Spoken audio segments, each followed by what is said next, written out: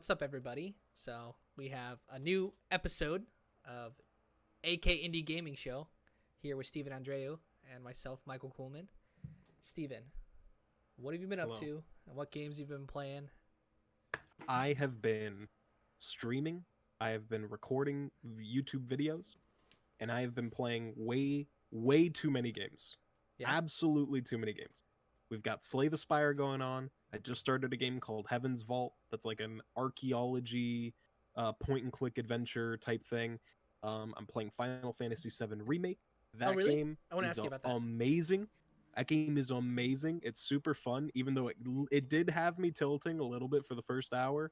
I was kind of getting sent a little bit because I didn't understand it at all. That game's great. We got Persona 5 like 3 days ago, and I haven't touched it at all. That was like a birthday gift I hear that's a for great game Morgan. too. It's an amazing game that I never got to play. I And heard I it's don't know when I'm long gonna though. get to play it. It's oh yeah, it's pretty long. Yeah. Um, and I played a game this Wednesday called Ita. That's like a boss rush bullet hell type Okay. game. Kind of literally like something between um Enter the Gungeon or like The Binding of Isaac and like Shadow of the Colossus. It's kind of like that. Yeah. And yeah, and I think that's it. I've been playing Warframe a little bit, but Okay. that doesn't. Yeah.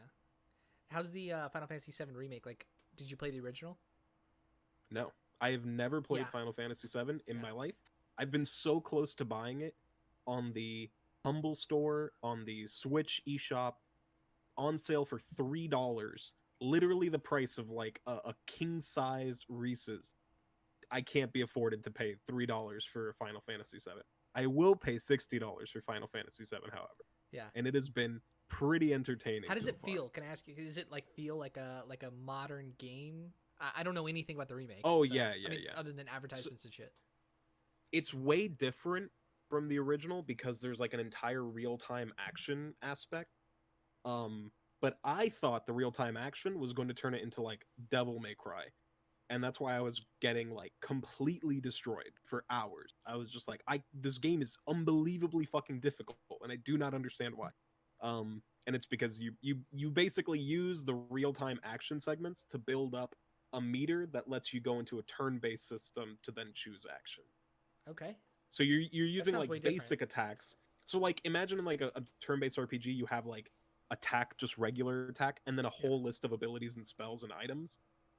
That basic attack is just your like in-game live action or real-time action attack system.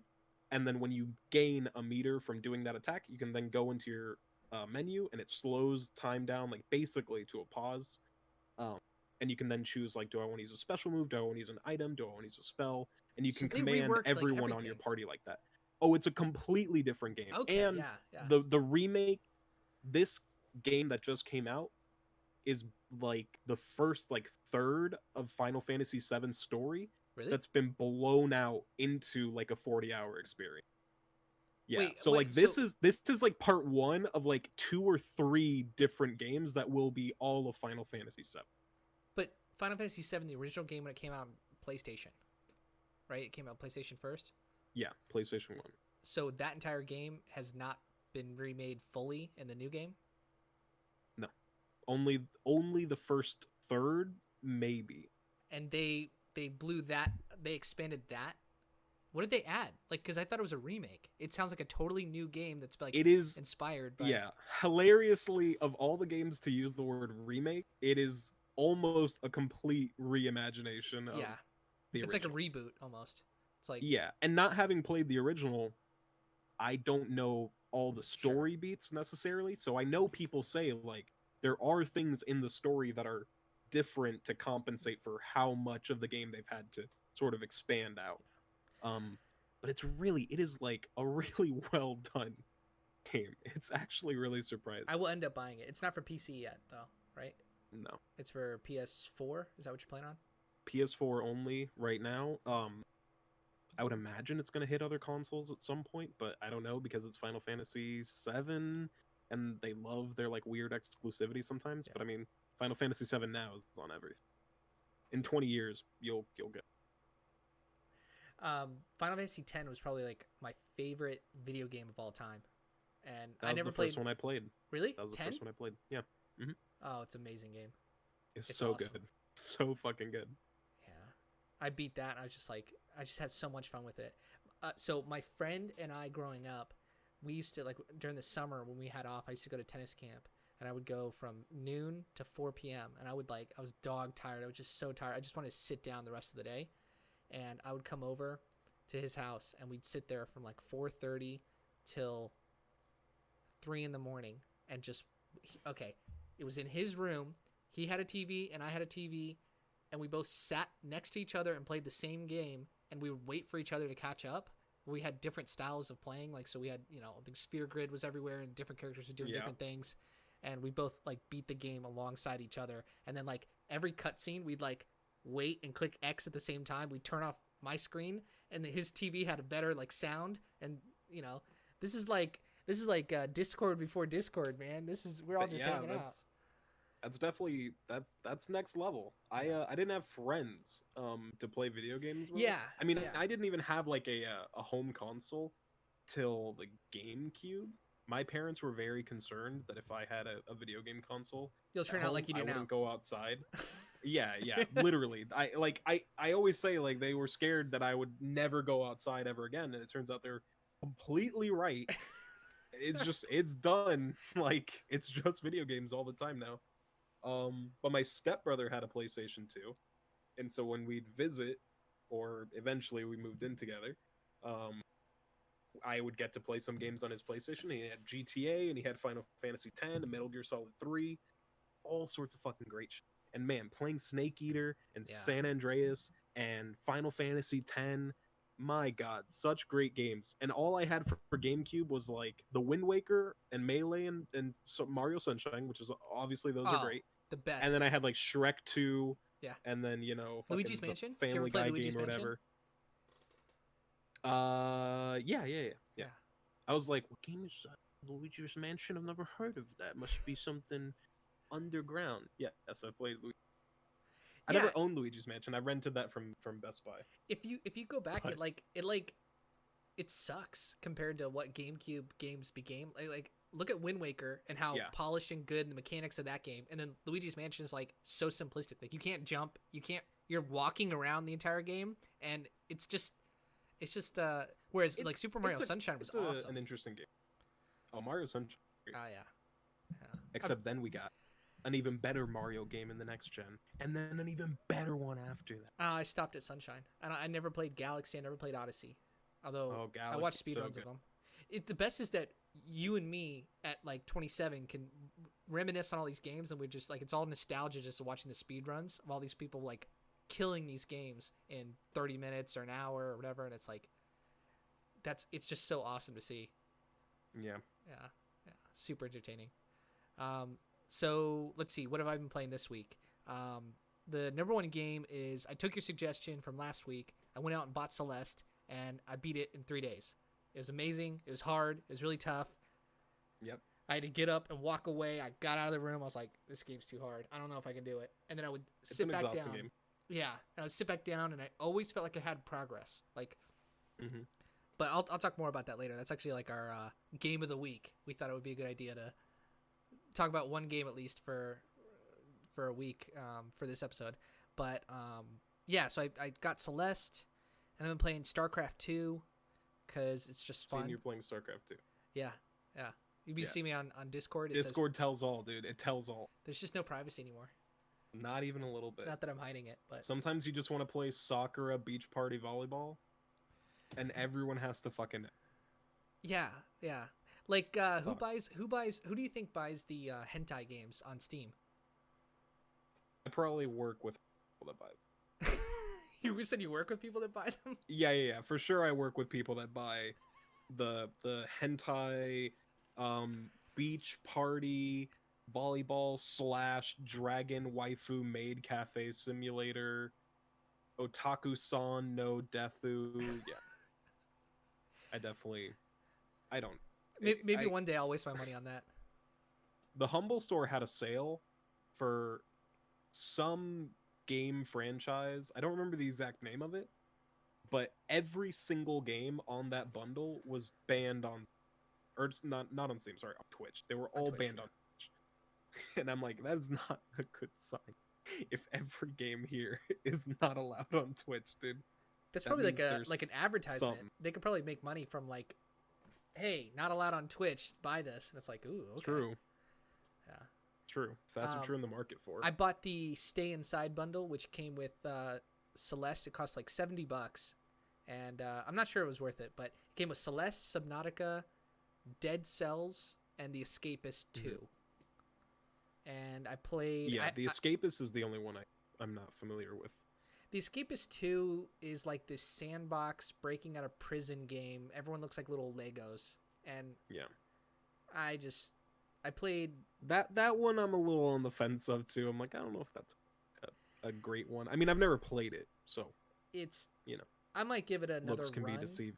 I played the tutorial, and then I played the first level, and I didn't find it that great. But I'll give it more time. I'll give it more time before I give it a bad recommendation or whatever. Let's see. I installed all 4 games. Obviously, I played Celeste. Like the whole reason was to buy Celeste and play that through. Right. Loved Celeste. And then I played Dead Cells, and Dead Cells is like that game? So it's like a roguelike that played a lot of Dead Cells. Oh, really? So mm-hmm. I'm going to ask you, like, I guess right now, like, should I keep playing it? Because I kind of get it. Like, yeah? It's fun? Yeah. Okay. I think it's... I played 10 hours. I always enjoyed playing Dead Cells. That's a lot. That's a decent amount of time. Yeah. I always enjoyed playing Dead Cells. I mean, it's just... I don't know if I've done 10 hours. I like the combat. I like the speed. The motion of the game is really good. It's super fluid. Yeah. Jumping, rolling. And I played on controller. Going through... Yeah. I played on controller. And yeah, and just getting, going further and further and getting new items and new spells and new abilities and access to different areas of the map and stuff. I mean, obviously, if it's not for you, so I went from playing Sekiro to Celeste, loving both of those, then into Dead Cells, and Dead Cells is almost like, well, I should probably just stop playing this and go play Sekiro, because it's like if I'm getting this hard as shit game, that I don't know. But it is another difficult. Yeah, and then Subnautica. Have you ever played that? That's the only one I didn't. I've never played Subnautica, but I've watched a lot of Subnautica, and that game, I'm pretty sure it's the most expensive one in the bundle, and it definitely, or like if you itemize them, I think Dead Cells is like $15. I think Celeste is like $15 or $20. I think Subnautica is like close to 30-ish. And that one seems really, really interesting. But that you have to be obviously a fan of like base building, survival type games, because you basically just start on like an ocean planet and you build an underwater base over time, and you collect resources and scan, plants and flora and fauna, and you get information. You keep using that kind of stuff to keep build your base out. Yeah. There is a story in Subnautica, but yeah, it's that kind of game. Okay, all right. I definitely am looking forward to that one. And then I played Magic Arena, and I think that's everything.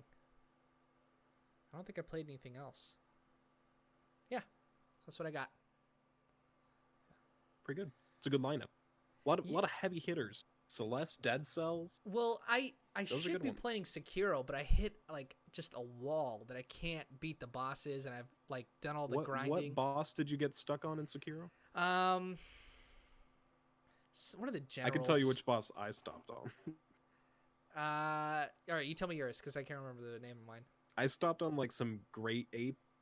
Oh no, I haven't even gotten some there like yet. Monkey dude. Yeah. There's a boss like halfway into second that when you fight him, you're like, okay, this guy's hard as fuck. He's like actually a giant piece of shit. I hate him. He's whatever. It's Sekiro, so every boss is gonna be like that. Yeah. And eventually you defeat him, or you get the first health bar, and you're like, okay, I'm good. And then you get the second health bar, and you're like, hell yeah, we've done it. And then he comes back with a third health bar, and you're like, bro, the game's called Shadows Die Twice, bro, not Shadows Die Thrice. I'd be so mad if that lied to, and I need to return the game because I've been lied to by the fucking box. But technically, and then you remember that. It's true. So. True. We don't like it when it's in that It direction. just sucks. And then you remember that before that fight, they teach you this thing. There's like a scroll on the wall that's like, hey, just in case you're reading this, you deflect lightning by jumping in the air and then pressing like R2. And then you're like, that's weird. Why would I need to know how to deflect lightning? And then you find out why you need to deflect lightning in the third phase of that boss fight. And my god, the pop off that I did when I finally beat that thing, just getting up, screaming, shouting, throwing my fucking controller, spiking it, I call getting my a mom. crab tossed at me from the audience. Yeah, no, I'll call people. And I'll be like, hey, I'm just having a really good day. How's it going? And I don't really tell. I mean, eventually I get around to it, but I'm like, it's just a video game. Been there. Yeah. I've definitely been there. Yeah. All right. And that boss did it for me. That game? I beat that boss. I have not. You haven't beat. There was just some. There was some point where I was like, I'll get back to it the next day, and then the next day never came. Dude, I'm there, man. I love the game, but it's just like, what am I supposed to do? Like, there's nothing to buy. I can't like go and grind some area and then like get a better item or something like that. Like, Sekiro, I know it's the fucking meme with Dark Souls. Sekiro is literally get good the fucking game. There is like no cheating ever. Like, you just have to learn that this game, like, if Dark Souls people make fun of somehow for being like super defensive because you can like hide behind a shield, and then Bloodborne, they're like, oh, it makes you more aggressive because you heal by attacking enemies. Sekiro is like, you need to go in there, fucking the Adderalls in, you just have to be perfect. Double monster energy drinks in, you got the IV drip of just pure adrenaline, and you just have to go eyes dilated out to your fucking brain, and you just have to go apeshit the entire time. I'm stuck on the Shadow Swordsman. Some guy in like a mini sewer. Boss? Yeah. Oh yeah. Yeah, I'm stuck on the mini boss. I beat that guy. I did. I know I just said you can't cheat, but I definitely cheesed him. Okay. There's a cheese for that guy. All right, I am looking for cheese because this is bullshit.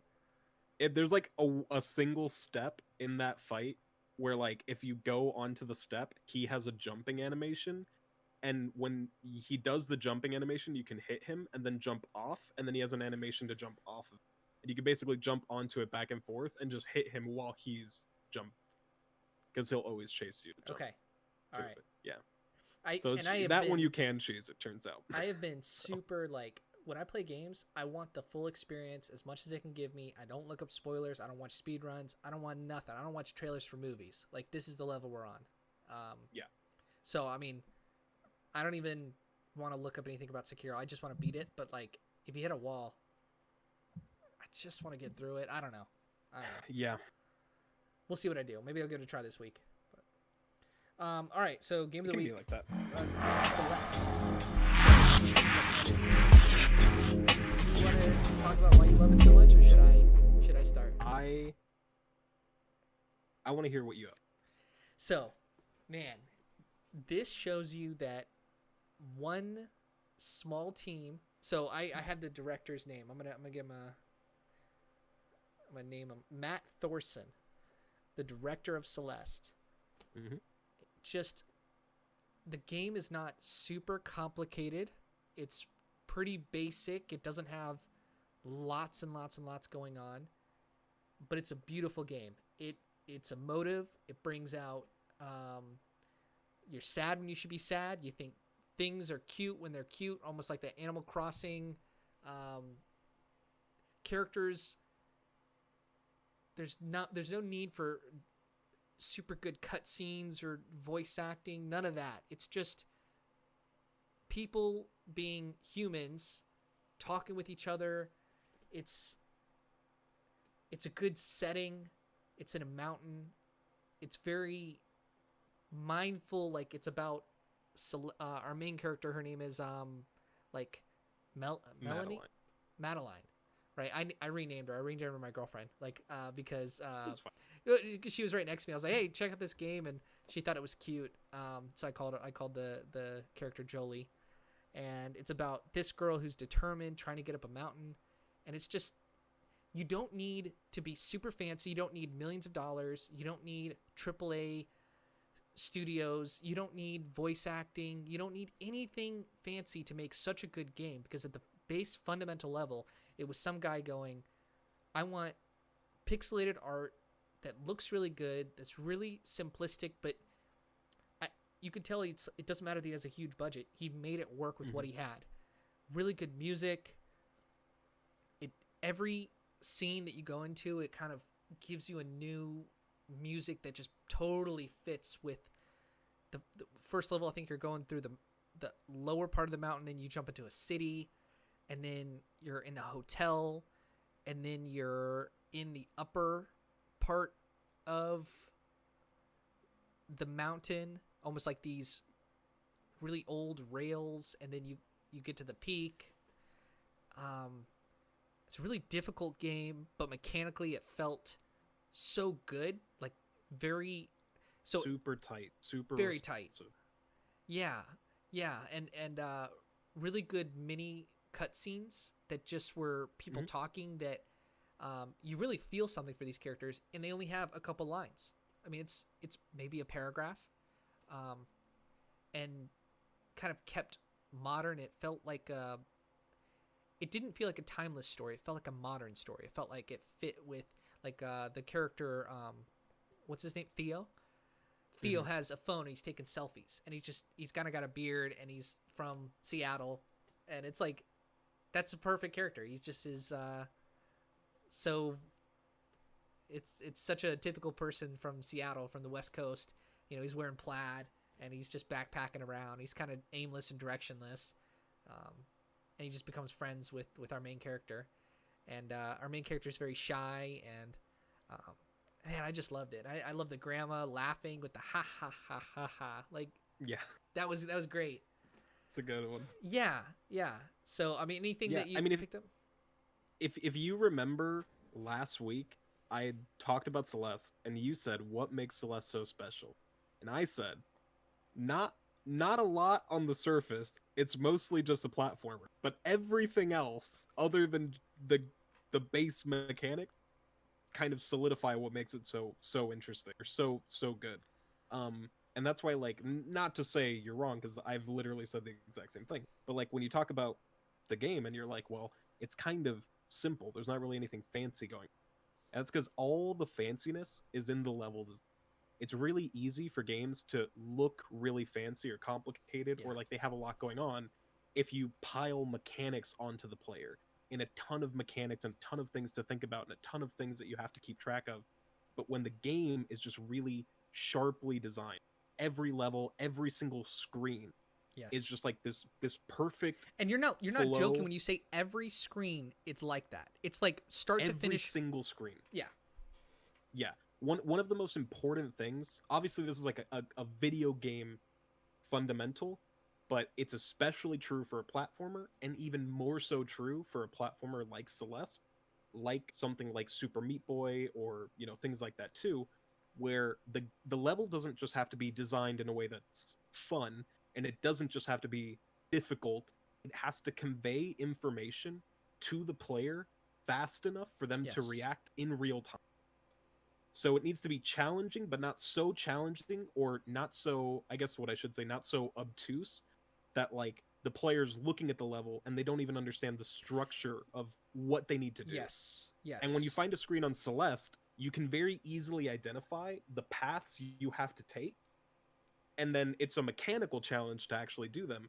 But it's never a question of like, well, what does the game even want me to do? And setting up a game where it breaks things down like that, very difficult. It's even more nuanced than how you're saying it, because it provides the perfect level of what is it that I'm supposed to do here, with I get what I'm supposed to do, it's just hard to do it, I'm getting better at it, I did it. It's just all those 5 steps that make a good level are so perfect, and it surprised me because every single time was like that. It's not like Sekiro that we were just talking about, where you hit these walls, or like multiplayer games where you hit, like, you're trying to be better than people and there's just too many random things going on. Like, this is methodical. It's given to you. It's the perfect like PvE, like a player versus environment, like player versus game sense of progression. Like I was dying early on, and I was like, am I just not very good at this? But no, it's because they're showing you the mechanics, and you get better as the game goes along, and you feel very good with the difficulty of the game as it goes up. Right. Yeah. Right. Yeah. Very And nuanced. and Very hard to do. they're very good at doing the, again, another fundamental, but it's about taking those things that are like basic concepts of game design and Yes. applying them in a way that really makes them stand out and makes players realize like why they're so important. So like giving players the tools to get better over time and then allowing them to reuse all of that tool set and then keep introducing a new thing and a new thing and a new thing, but it's not about mechanics, it's just about how you use the mechanics in the world around you. So you using things in specifically to Celeste, like having things that carry your momentum or platforms that move when you grab them, and then chaining that with items that give you your jump back or your dash back, and then chaining that with areas that like propel you through the environment, and then all of them coming together, you have the basic cores of how each one of them works, and they keep stacking them onto you. And because you retain that information so well, especially because the game is so difficult, like Yes. it allows you to just do strings of super difficult platforming that are just like unbelievably rewarding when like you're saying a couple hours ago you could never imagine doing something like that. Yeah. And they just keep building up and up and up and up and up. It's really good. On that level, it's super, super tight. It is so sharp of a fucking Yes. game. Yes. Yes. Like it. Someone said. I was watching speed runs about it. Someone said on the speed run, this is the hardest game that anyone can beat. They kind of designed it that way. That's Like, a fair point. yeah, no matter who you are, you probably can beat this game, within reason. Like, but Yeah. just what do you think about the story? Because I thought it was just beautiful and simplistic. Yeah. I really liked I mean I think I had mentioned this before too, but definitely one of my favorite things that Celeste does is take the story it's trying to tell of like a girl with anxiety, with Yeah. these feelings of like self-doubt, with these feelings of not being able to accomplish what she Mm-hmm. wants to, or feeling like she always quits what she wants to do, and putting that, basically forcing the player to feel the same thing. And Yeah. it's kind of an interesting Yes. concept. There's games that do this kind of thing that I really respect when they do it, and obviously some of them do it in different degrees. But when a game forces the player to feel directly Yeah. what the people in the game feel, it's always a really I'm gonna say it's a bold decision to make, but it makes a powerful connection between like what you're doing and the game itself. Yeah. So like Papers, Please is kind of the one of the maybe Okay. the Maybe ultimate example. I haven't played that one. Do you recommend I buy that one? I do recommend Papers, Please. Okay. But to not this isn't a spoiler in any way, but Papers, Please is like kind of boring. And Yeah. it gets really monotonous. And you make mistakes because what the game is forcing you to do, because you're repeating the same things over and over again. Yeah. But that's the point. The game wants you to feel that It's way. supposed to feel that It way. wants you to feel like you're constricted by the limitations they're giving you. It wants you to feel like you're not being able to pay attention because of how much information they're forcing you to keep track of. And that making that kind of resonance with the player, I think, is really, really powerful. And I'm sure you're familiar with like ludonarrative dissonance. No. It's a phrase or a concept that's basically like um, this weird disconnect between a game, what a game tells you is happening, and what you're actually doing. Oh, So sure. like Yeah. imagine a game like Fallout 3 where they're like, okay, so you're towards the end of the game and you have to go save the world because they're about to poison the water supply, and then you're like, yeah, man, yeah. And then the cutscene ends, and then you're like, okay, I'm gonna go Yeah. see if I can raid this Nuka-Cola factory. Yeah. I'm gonna go find a dog, and it breaks that sort of connection between like what the game's saying you're supposed to be feeling Yes. and what you're actually doing. And Celeste is really, really good at being like that feeling that Madeline has of feeling like she can't succeed and feeling like she wants to quit is pretty quickly put onto the player by being like, yeah, this is really fucking difficult. It's really challenging. And then Badeline is the other character, the I guess antagonist, the embodiment of all of Madeline's feelings and self-doubts and It's the anxieties and negative sort of emotions her that are part of hatred her. of herself. Yeah. Yeah, the things that she dislikes about herself the most. And I think for me, one of the most powerful moments in that game, which I think there are a handful of, Oh, there's a couple. Yeah, um for sure. yeah, the part where she finally kind of hits that breaking point, like towards the end, and she tumbles down the mountain, and you Sure. go past all the levels you did, and it's that real feeling of rock bottom, and that feeling that everyone has, like they were trying and they were almost there, and then something like the rug was swept from under them, Yeah. and all of a sudden they're like, well, how the fuck am I supposed to do all of that again? It's a And then she perfect gets to narrative the end arc. of that level. Yeah. Yeah, exactly true. And she gets to the end of the level, and you have the other moment with Badeline where it's not so much that she's like, oh, well, I have anxiety or depression or whatever, and that's just the way it is. It's that she like accepts it, that it's a part of her. Mm-hmm. Not that like my anxiety gives me power, but she's like, I can't like And pretend they played that around this with that. doesn't exist. She Yeah, and rejects and, it, and and that she, yeah. idea of like, if I can acknowledge that that's a part of me, Yep. then I can keep moving forward even if it's there. And then you get to ascend the crazy platforming sequence from the very bottom of the mountain all the way back up past everything you've done, going straight to the summit. Yeah. Is just so good. It's such a good sequence. Yes. Yeah.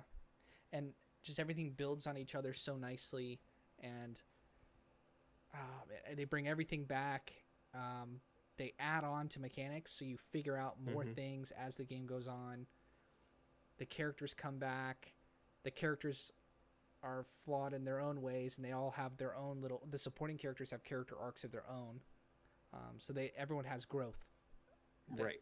And it's so simple that there's no room to screw it up. Like in these big huge games, I like you play Dragon Age or something, and like Dragon Age is actually a bad example because they do everything really great when it comes to the writing.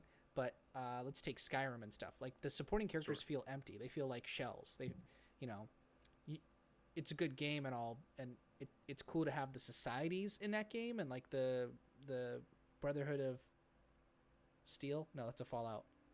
That's Fallout. Yeah, whatever. But like even that, like what? Right, like you're a part of a group, part of a gang, and they have a gang leader in Brotherhood of Steel and all these other games, but it just doesn't feel. I don't care anything about those characters, but I very much care about Theo. I very much care about the grandma. I very much care about Madeline and her journey. Like, why? This is a $20 indie game, a platformer that my girlfriend saw it when I first loaded up the game, and she was like, why are the graphics so bad? I'm like, no, this is retro. This is This is the cool thing now. Is like, it's not bad graphics. It's simplified, sure, but everyone just kind of accepts that as this is a totally acceptable, fine way to have art in the game. That the artwork was great. Like it doesn't have to be super complicated. I think for me, I'm kind of like, I don't care how good like the graphical fidelity or like the texture quality is in a game. What I care more about is like really tight art, how it comes together, direction. Yeah. So like a game like Breath of the Wild is not like the most graphically intensive game, and it doesn't have the best texture, but the art design and the art style are so powerful that those things don't matter, and you look at a screenshot and you know it's Breath of the Wild. Super Mario Sunshine's kind of like that. You can look at a ton of other for sure. Sunshine has their design. It's got a vibe to it. I just felt happy playing it. I just felt like I was on the beach. Just yeah. I mean, Sunshine for sure. Sunshine is actually, that's a bop. Yeah. That whole game is a bop. The music, insane. The visuals, you just want to get like a margarita or something. Yeah. And just hang out. Yeah. And then Bowser Jr. like teabags your girlfriend or something, and you're like, what the fuck? That's kind of rude. Yeah. And that's how it is. But the art for Celeste was amazing. The backgrounds were good. Probably my favorite moment in that game. I think I told you about it over a text because I was texting you when I beat it. I was like, dude, that game was awesome. Yeah. Thank you so much for your suggestion. You did text me. I don't know if I can beat it. Yeah, I did say that. I was like, because this game is fucking hard, dude.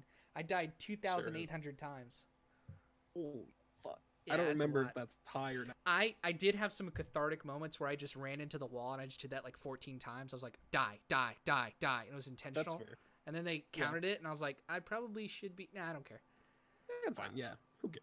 But my single favorite moment in the game was probably when the part of me that comes out and the anxiety part of it, like she chases her down into like the end of the hotel. No, it's probably a little bit later than that. I don't remember exactly where it was in the game. Yeah, I think the hotel comes after, but the point of the scene was you're getting chased by a monster, and that was just kind of fun. And then you had to go and like it was almost like a boss fight, but it's still a platformer. It's just it didn't change mechanics on you. It's still the same thing of jumping at the right times, and the music change from when the anxiety part of her goes from sort of sad and innocent to like angry and like a real big problem. What the music change was awesome. It kind of went to like a more like a little bit of tension into like a metal, like, oh shit, this is like a boss fight. And I just love those transitions.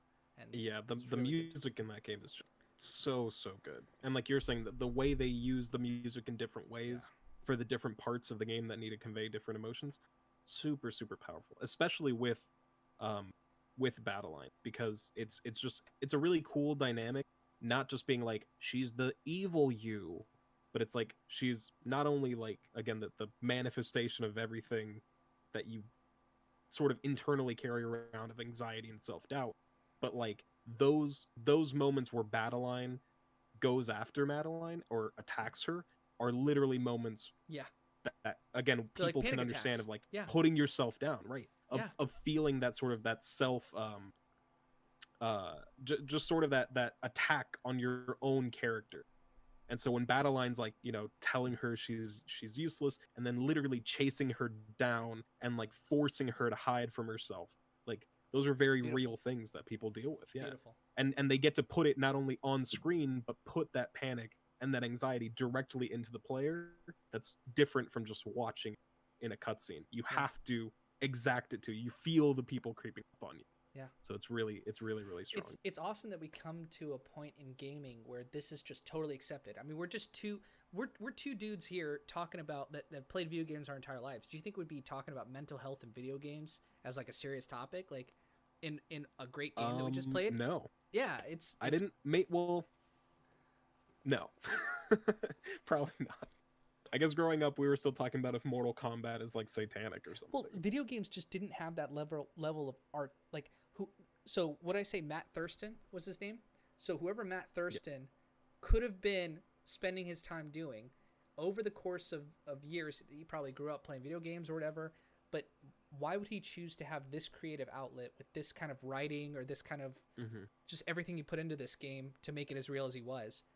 It would be a short film or a poem or a painting, but he chose a video game, and this was his medium to express the story he wanted to tell. I think it's beautiful. I think it's awesome that first of all he was able to do it, and second of all he chose this medium to do it, and then third of all he made it into like such a good mechanic level, the base fundamental of why you play video game. You're interacting with the medium and you're trying to get through it to unlock what happens next, and that was I was pushed or pulled really more through this game because I had to see the ending. I had to beat it because I felt like I could, but because it just other games that are better games don't have that same pull, that narrative. Just I sat down and I can't remember the last time I beat any game in 3 days. Like I just wanted to go for it.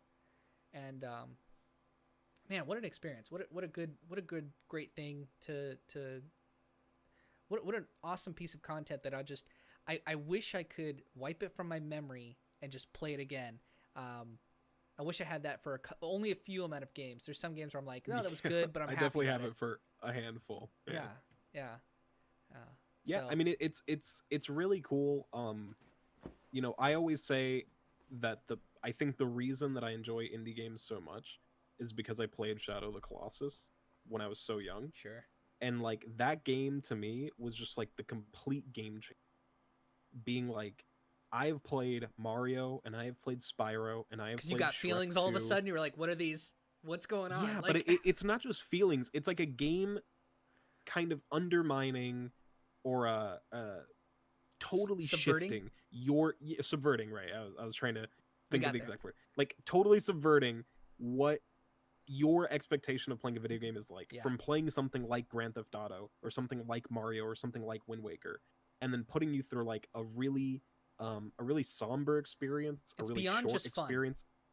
Yeah, yeah, and it's Shadow of the Colossus is so, I mean, it's very poignant in like what it is and what it wants to be and what it sort of presents itself as. And playing a game like that, like you don't get a lot of games like that from AAA markets. Like sometimes there are games out there that I enjoy. Obviously, an absolute fuck ton. Breath of the Wild is one of my favorites, and Dark Yeah. Souls is one of my favorites. And even like the 2018 God of War was just Oh, like, I really? think that game was so fucking good. I I've think it heard was that. so good. Yeah, I never played But it, but even those games are not so focused as to like to make me feel what I felt when I played Shadow of the Colossus. I think Dark Souls probably comes the closest.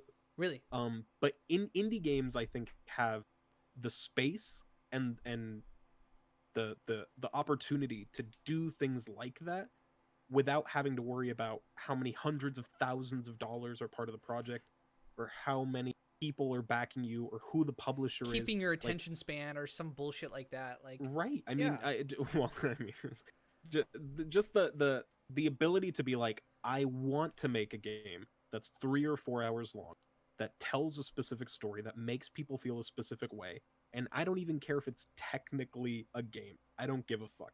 We're just putting it out there. it's an We experience. make Yeah. people feel right. It's just an experience. Yep. And I really like that. And I think again, we don't get that a lot in AAA games. And even though I find, you know, definitely plenty of value in a lot of the AAA games out there, I think indie games offer a lot more of that. Mhm. And sometimes it's just cool to sit down and just play something different. I mean, I didn't cry playing a video game until I played indie games. Yeah. So Yeah. And that's a um good thing because it's not like it's a sad experience and it makes you feel it's good to feel different things and actually it yeah, felt real. It's like when you listen to really good music, you get those just goosebumps. You get those like feelings, and that's what makes us humans like feel so alive. And hmm, the fact that some artist went out there and made, and I'm gonna call it like this game designer. He's an artist. I mean, this is a beautiful work of art that he's had feelings like this and put it out there, and he's making you feel that, and that's right.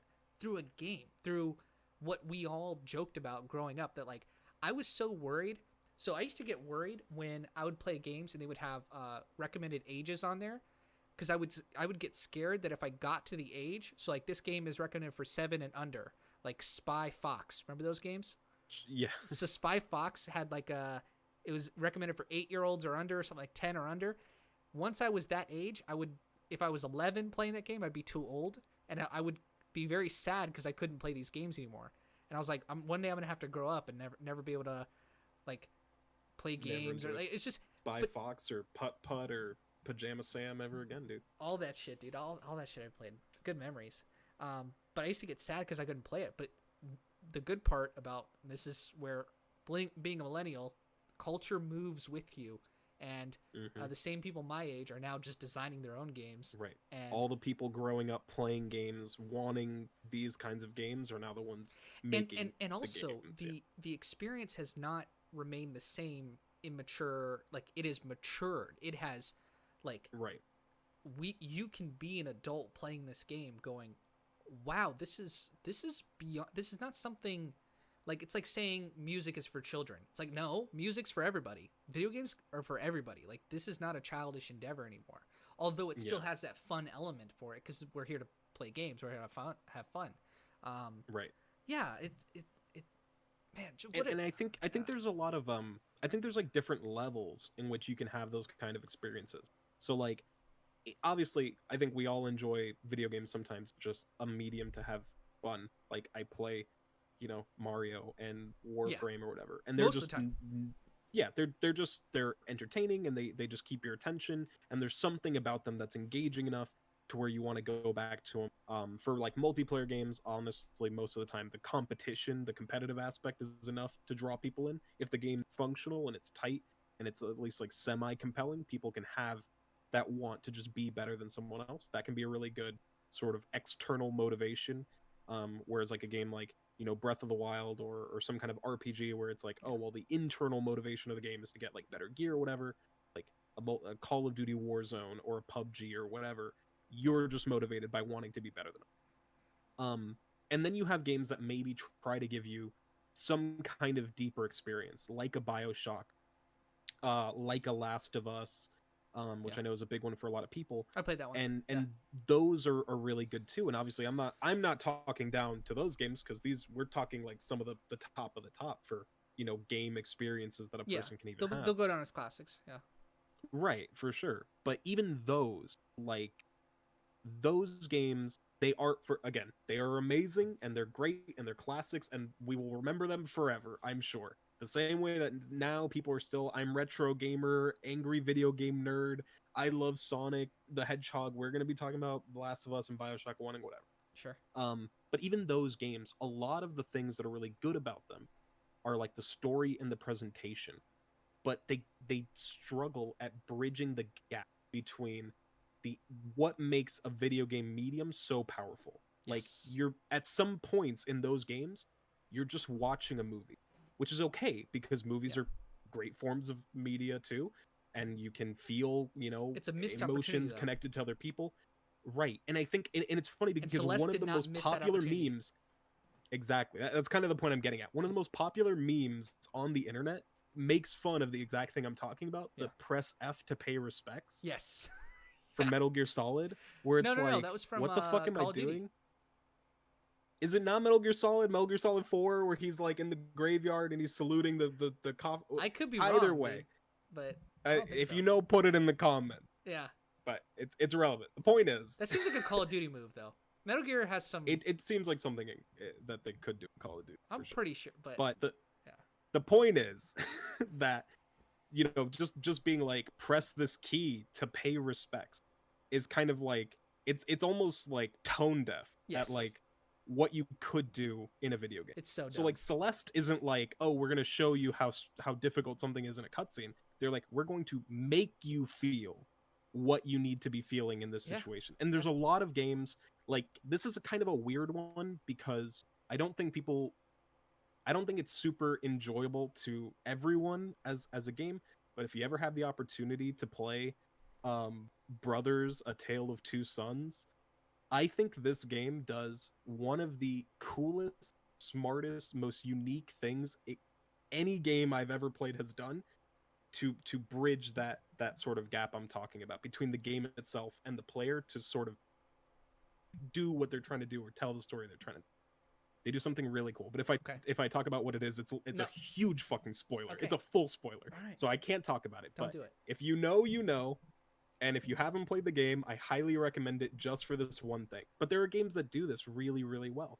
And I can't help but just have sort of a fondness for games that are able to do that. Yeah.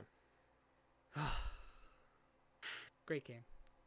It's a good game. It's a fucking good game. Yeah. I recommend it for almost. That was my favorite anybody. game of that year. Yeah. Celeste, still talking about? Yeah, Celeste was my favorite game that year, and that was the same year that God of War came. God of War. I beat it in 12 hours. Is that a long time? No, I think I beat it in like 12-ish hours, 10 to 12 hours, something like that. It seems normal. If you don't do any of the B or C sides or anything like that, yeah. I was looking up some of the like extra stuff after that you could unlock because I was not a super big strawberry collector. I was like, I just got to get through this game. I wanted to prove to myself that I could beat it, and I wanted to beat it as soon as possible. I just wanted to get to the end, and I just wanted to know about the story and everything. And looking up the speed runs and the tool-assisted speed runs, and then what you have to do to unlock the epilogue, I was like, oh no, I would never get that organically. Like I'm not. Yeah, there's a lot there. But good for them.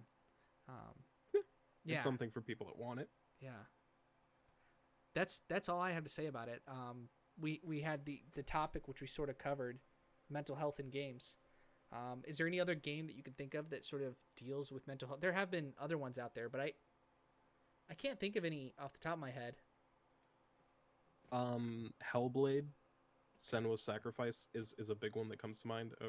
One of the immediate ones that I think of. How does it talk about mental health, or how does it? The main character has like dementia and some sort of schizophrenia, and she hears voices. So like the game is literally designed like they use like the ASMR microphones, like Okay. the 360 audio, super high definition microphones, and the game literally plays voices. They tell you like you should, and if you ever play this game, you need to play it with headphones, Yeah. and you hear the voices in your head too, all at different volumes and different frequencies, and they spoke to people who work with people that have schizophrenia to make sure that it's like as detailed as possible. Sure. um and sometimes like it is so well woven into the game Yeah. that it's a part of the game too. So it's a third person action game, One time I did not too something. dissimilar. I did something similar to Go that. ahead. I had a YouTube video of like what people with schizophrenia hear like, and they're like, you're Mhm. supposed to put on headphones and close your eyes, and like just hearing it, it was so creepy. It was so like Yeah. that could be. Yeah. It's like a whisper from the far back corner of your mind saying something that you're almost sounds like something, but it's just I can. Yeah. There's an opportunity to put a game around that. It sounds like it's been done. So Hellblade, it's like a third person action game, not too dissimilar from the God of War game that just came out, or came out the other year. And when you're fighting like the basically like demons or the monsters Yeah. in the game, the voices speak to this player and speak to Senwa, and they'll say things like, yeah, she's not gonna make it, she can't do it, you think she can do it? And they'll like laugh. And then sometimes if you start, falling, or if you're taking too much damage, they'll be like, get up, and someone will be like, do you think she can get up? Be like, she can't get up, Senwa, get up. And that sort of like dialogue continues throughout the entire game, including sections where like sometimes they will literally trick you. So a voice in your ear might say like, look out behind you, and then when you turn around there's nothing there. yeah. Yeah. And it's really interesting how they do it. But that back and forth of them being like supportive and then sometimes like working against you, and it's important to note that the game does use that mechanic to just be like a gimmick. Yeah. To be like, wouldn't it be cool if you could hear like what it would If be it like did, to be you probably schizophrenic wouldn't in have a game? stuck out in your mind, and you wouldn't have been able to remember it till now. Right. Like, Well, so, I yeah. think especially too that can definitely come off as like kind of insensitive to Mhm. like use something like that as just like a gimmick or like a joke. Not really a joke, right? But as something that's not being taken seriously.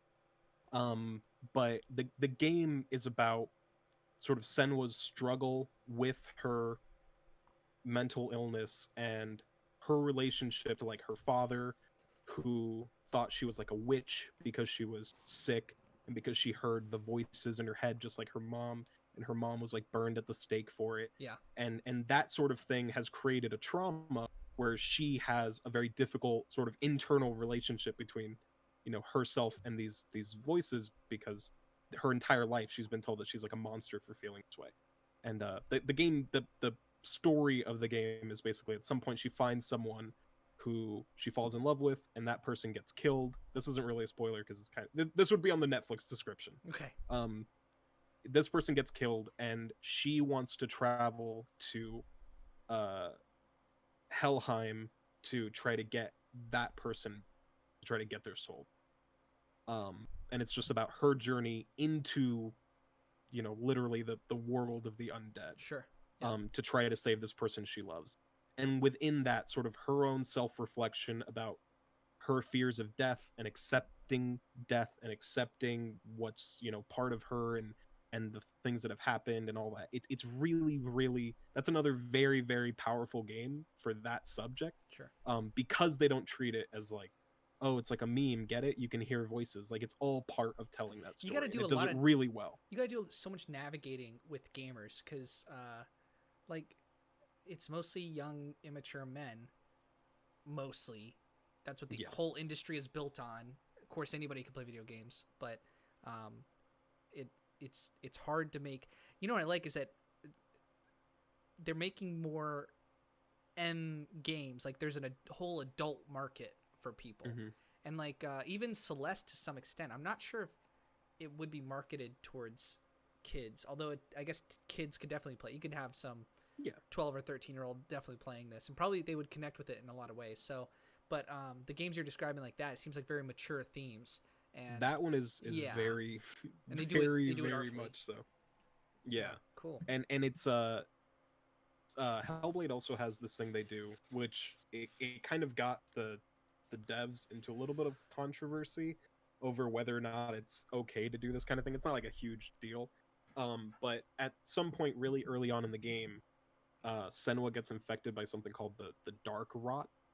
And in game they tell you that every time you die, the Dark Rot is going to creep up her arm, and if it reaches the top of her head, she'll die, and her memories will be gone, and it will all be okay. And it basically insinuates that like if you die too many times, your save file essentially is the message you get. Yeah, Um, and people don't think, or people don't know if that's like a real thing. sure. It doesn't seem like that's actually true. Yeah, Um, there's a and loss of and reality as the there, theme of the game. So what if right, this actually? there are people that are like, well, it seems fucked up to just lie to the player, but not understanding what's real and what's fake, like Yep, you're saying, is literally part of the game. yep, So I think it's really cool to like implement this another meta level to it, yep. where they're like, we will directly lie to you, and you will feel that anxiety for something that doesn't even exist. Yeah, Um, and I think it's really interesting. yeah. That's awesome. Maybe I should play it. Would you recommend? Is it on Steam or? Yes. Okay. It is on Steam. Yeah. I believe it's on Xbox as well, but it's definitely on Steam. And I think Xbox One S X series, whichever the new thing that's coming out is, I, they're I gonna have an exclusive Hellblade 2 I always feel on so release. bad for like spending money, but if my friends recommend that I buy a game, I love spending money to like support, especially during this weird time, but like support the game developers and just buying those games. And I think we talked about this a little bit Yeah, last week, but like if I spend a couple hours playing it, it's no big deal. And yeah. I mean, you know, you don't feel compelled to pick up every game I mentioned because it's gonna be a long No, I'm gonna list. ask. So like, let me ask you, like, what should we tentatively plan on for next week? Do you like an indie game? Man, Do you have one good fuck. suggestion that I should play? Maybe Slay the One Spire. suggestion. You want to talk about that one in depth next week? We can do that one. I know we were gonna talk about it last time, but we basically didn't talk about it at all. Yeah, yeah. And shouts Slay the out Spire to is a good one. anybody who's watching this. Like, we want you to interact on our channels and Yeah. check out Steven's live stream and interact with us, because that's how you build a good community. Like that, and Yeah. that's Any the benefit of. recommendations or things that you want to mention in the comments? Go ahead. You know, if And I would you take got a guests game you on think we haven't for heard this of. show. Like, Oh, sure, let's sure, yeah, yeah, come on and tell us about your favorite game, or like, you know. yeah, absolutely. I guess just a one more short. I know it's we're kind of wrap it up, buddy. No, no, no. No, but the game that I was mentioning that I played earlier this week, Ita, the boss rush bullet hell shooter type thing. This is a game. I was reading an article about the person that developed it. And basically, this dude was a filmmaker, and he worked, you know, producing films and doing like special effects and stuff like that. And he was doing writing, and basically throughout that process, he felt more and more like he didn't know what he was doing or what he wanted to do, or that people even cared about him being parts of what he was doing. Yeah. And he sort of like slowly was slipping into a dark place in his personal life, and eventually spent time in a mental ward. And it's when he stayed there that he decided that he wanted to make a game based off of his experiences over the past couple of years. And so Ita, even though it's a again, it's a bullet hell type game, so done a ton of shit flying around on the screen, and you're this little girl with a ghost cat with a cannon and machine Yeah. guns shooting at bosses. The game plays a lot with like these concepts like guilt over what you've done. Yeah. So like you'll fight a couple bosses, and it's instinctual for a player to walk into a room, be shown an enemy, take out their gun and kill them, and then maybe a couple moments later or half an hour later, you'll talk to someone who's talking about how they're looking for a friend of theirs that they haven't, and they describe them, and it's one of the bosses that you had killed earlier. And maybe your character talks about how it was really difficult to kill them at first, but then eventually now they're like, I don't even think about why I'm doing what I'm doing, or trying to like get used to this idea of like um being pulled along, and whether you do good things or bad things, like ultimately fate and destiny is just, you're just going to do whatever you're going to do. And people being like, I can't even be mad about what you're doing because you're just doing the thing that fate is going to tell you to do anyway, so why even feel mad about it? And Yeah, these it's like a kinds of nihilistic. concepts, yeah, and it's not necessarily like you should be agreeing or disagreeing, but presenting these things to think about and Sure. Yep. to push you against, and it's really fascinating. And this is another one um where a game like this I think is really rare, that even though it is very much a game, and it's kind of the same with Celeste, because I play a lot of games that are, walking simulators, or games that are literally like very abstract, very non-game like, no UI, no combat, no levels. You just kind of do a small experience that might as well be an interactive movie. Games like Celeste and games like Ita not only want to talk about these deeper concepts, but want to put them into a game that still feels like a game. And it's just really cool to be playing shit I like it I just makes me love really it. happy to see people doing shit like this. I love this medium that it's just not super explored by. I mean, video games have definitely penetrated the modern pop culture, but for Yeah. Hmm. it still feels like in a lot of ways they're kind of underground in the. I guess that like Celeste is like an indie game that's underground of the underground, and not that video games are the underground, but kind of by the nature of them, everybody sort of goes home and plays them at their own computer or PS4 or whatever it is. Like, it's not a go out with your family and watch a movie. You never see a Right. family like everyone get around and let's play this game. It's not there yet. So it's kind of an isolated solo activity, but yet it still is such a good place where so many good, creative, artistic, phenomenal, talented people are putting their work and their efforts into making something that we can buy for $20 that is just an experience like no other. It's so Yeah. interactive, and Yeah. um, it's amazing what they can do. You can make it sad, you can make it happy, you can make it angry, you can make it vengeful, and you have so much more investment than you do with a movie. And movies are the pinnacle of our society, of our culture, of Hmm. transmitting emotions to people. And music, I guess, is there too, but that's kind of fractured among people. Yeah. Whereas, you know, yeah, it's That's definitely one of the things that makes gaming such a valuable space to tell stories or to make experiences, is, film and music and writing are all things that we accept generally as like really strong forms of media and art. And in games use all of those things and then add on top of it the interactivity of that one-to-one experience.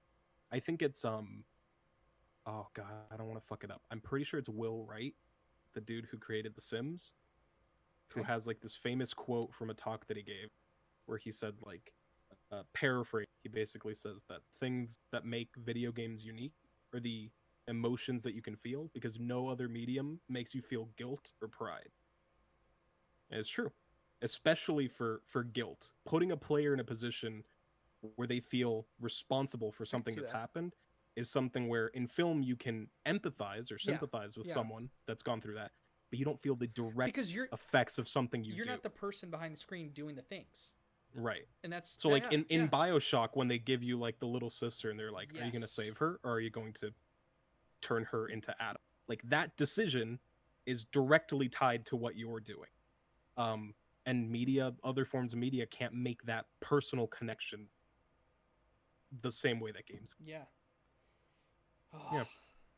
I love it, dude. It's good shit. It's It's good good shit. shit. It's great shit. Yeah. I'm tired. Otherwise, I'd go longer. No, you're good. You're Yeah. good.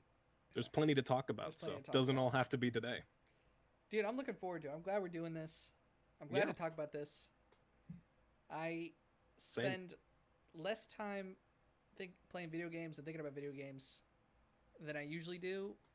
This week has been more so in quarantine, so I just get to like be at home all day. So, but I mean, just talking about this with you and me, hopefully anybody who listens to this also gets inspired and sees the same things that you and me like about it. I mean, they can tell by kind of the passion of what we're saying about it that this is a hobby of ours that I don't see it ever going away. Like, Yeah. you know, it's and I hope that other people get the same enjoyment or find that in whatever way it is for them.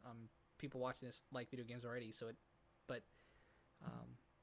yeah, it's such a positive, good thing, and they just keep coming out. Like, you can go back and play old games that still have that phenomenal.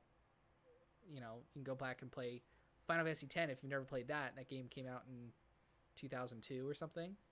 Yep. And hey, now you can play half of them in like HD or remakes or remasters or whatever. And then it's all going to come back around when they do VR. You're going to be playing as a character inside there. Yeah. Yeah.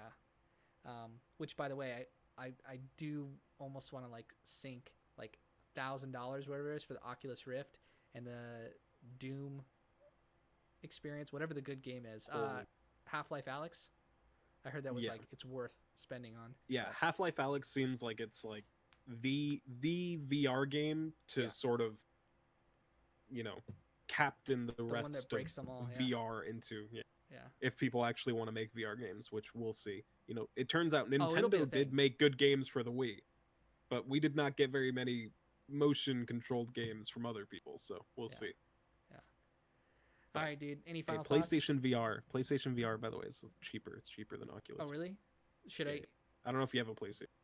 Yeah, I got a PS4. Look into it. You look into it, but I think look into PlayStation VR is like if you want to jump into it. If you don't, you think. Yeah, I don't know if you can play Alex though. I'm not a early bad. adapter. I'll do it when it drops down to like a reasonable price. Yeah, same. When you get the console on launch and it just has. Yeah, they gotta make it easy for me. So. Yeah. All right, dude. Any final thoughts? We'll have links to your stream and everything, but people should check you out because you're such a good streamer. Like, I post this. Well, I appreciate that. I do. Yeah, you are. Thanks. I post this on my channel too, obviously. Yeah. So if you want to give a shout out to your channel in case someone finds mine. Yeah. So it's just my name, Coolman. If you type in Michael Coolman, I have Drafting to Win. If you type that in, if you type Coolman and Corey, with a C, KUHLMAN. It's on screen, yeah. Watch my stuff or tell me what you hate about it, and I can. I mean, I don't know. Like, it's just a small channel. I just have fun making these videos. It doesn't matter if people are watching. Hey, that's how it goes. Yeah. I literally had like a 2-hour long diatribe basically on stream yesterday about content creation and consistency and just putting stuff out there. So you just got you have to create a sustainable one and keep doing whatever it is you like to do, and if it hits, it hits, but you shouldn't be doing it for the likes and the views and the necessarily. I mean, we all are, but it's not about that primarily. It's about I actually like this. I like talking about this, and yeah. Right. Yeah. All right. Alrighty. That's all I got. Peace out, everybody. Bye.